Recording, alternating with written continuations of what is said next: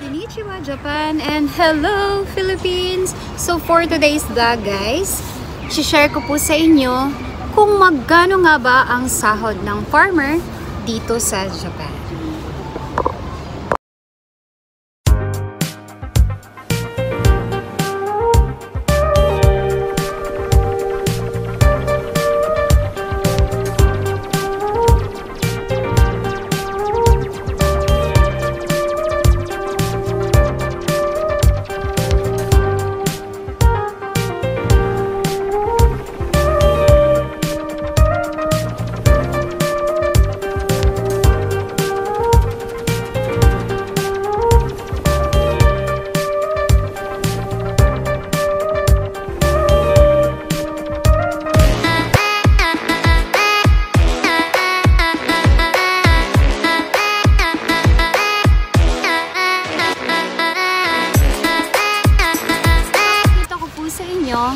Itong hawak ko is, ito po yung payslip namin.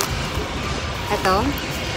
So, ito yung tinatawag na Kyuryo Mai Saisho. Guys, papakita ko po sa inyo yung payslip namin dito sa Japan. So, ito po yun guys. So, yung payslip dito sa Japan is, meron pong tatlong label. So, meron tayong attendance, yung earnings, at saka yung deduction. So, yung attendance naman is kung ilang araw yung pinasok mo per month. Yung earnings naman is yung equivalent po ng amount nung pinasok ninyo. At yung pangtatlo is yung deduction. Today is from Japan yen to peso is yung isang lapad po is equivalent po siya sa 4,425 pesos po. Guys, is hindi pare-pareho po ang sahod namin. So, meron kaming minimum wage per area. So, since nasa Kumamoto ako, hindi yung sahod ko is Tokyo rate. So, kung nasa Manila tayo, Manila rate din siya.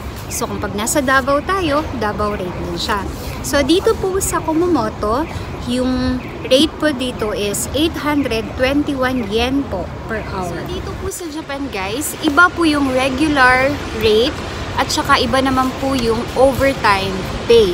So, pag nag-OT ka, lagpas ka ng 8 hours, bibigyan ka ng 0.25% ng salary.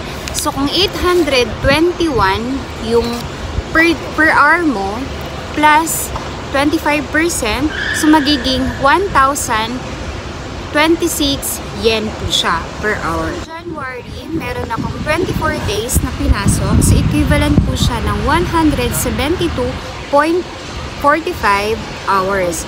So total po niya is 141.828 yen yung 24 days ko po.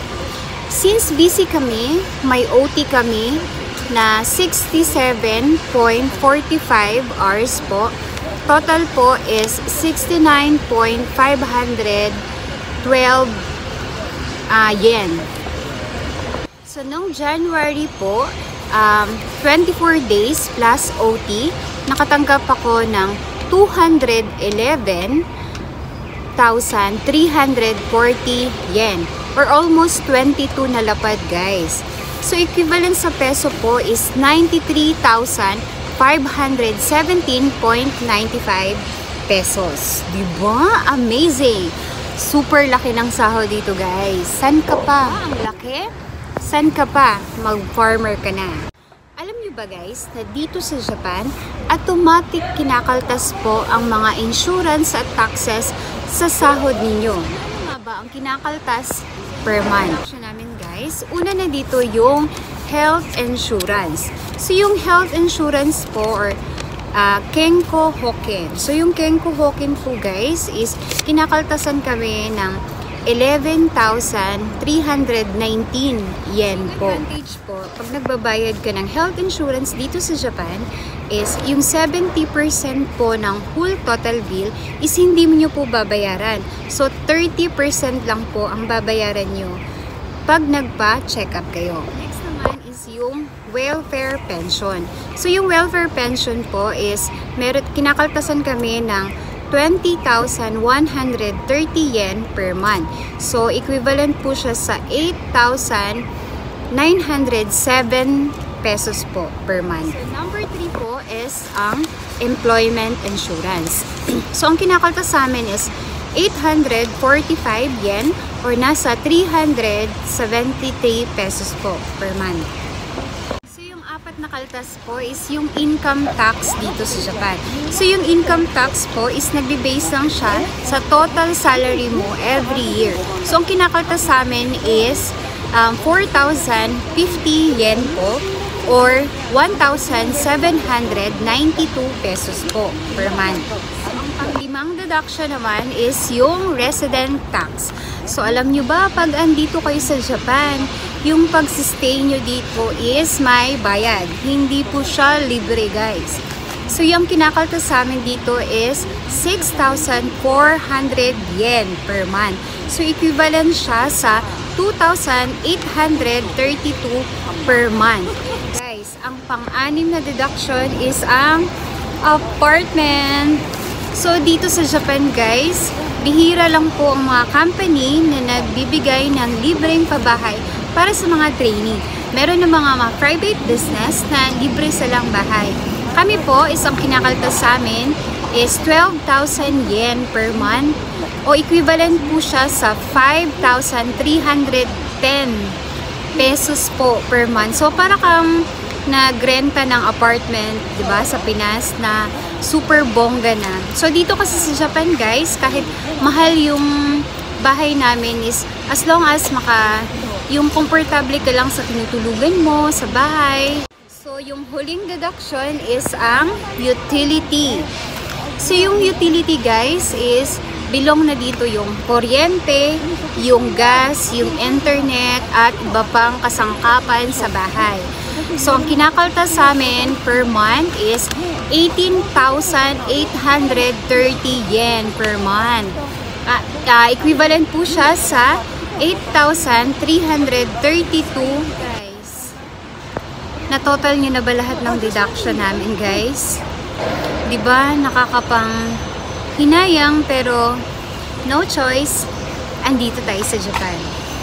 So, kung i-total nyo po lahat-lahat ng deduction ng binanggit ko from 1 to 7 is equivalent po yan sa 73,574 yen or nasa 7 lapad mahigit ang kaltas sa amin dito per month. Diba? So, total po ng deduction namin is 73,574 yen po per month. So, equivalent po siya sa 32,500 pesos.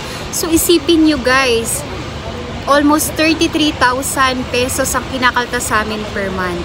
Pero, no choice, para kasi sa amin din yan. So, yung total ng salary ko minus deduction, ang natanggap ko na lang po na net on January 2022 is 137,766 yen or nasa 60,961 pesos po.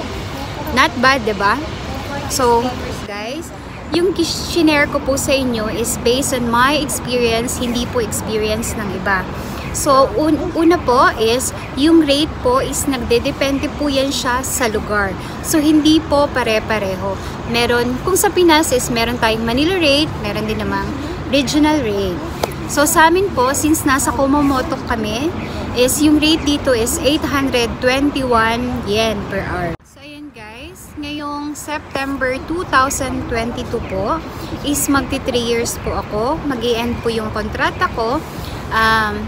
Hindi ko pa po alam kung extend po ba ako ng kaisya ko or hindi. So, ayun guys, sana ho nasagot ko po lahat ng mga tanong ninyo about kung magkano nga ba ang sahod naming mga farmer dito sa Japan. So, ayun guys, thankful po talaga ako una sa Diyos at sa lahat ng taong tumulong sa akin na makapunta dito sa Japan. Kasi isa sa pinakapangarap ko na makapunta talaga dito sa Japan kahit hindi ko alam kung ano yung hirap. So, ayun guys, sana po nasagot ko po lahat ng mga tanong nyo regarding kung magkano nga ba ang sahod ng mga farmer dito sa Japan. So ayan, unang-una po, magpapasalamat ako una sa Diyos, sa lahat ng mga kababayan natin na gustong mag-apply dito sa Japan, farmer man yan or kahit anong category. Try nyo lang yung best nyo at huwag kayong mawala ng pag-asa, especially pag may tiwala kayo sa Diyos.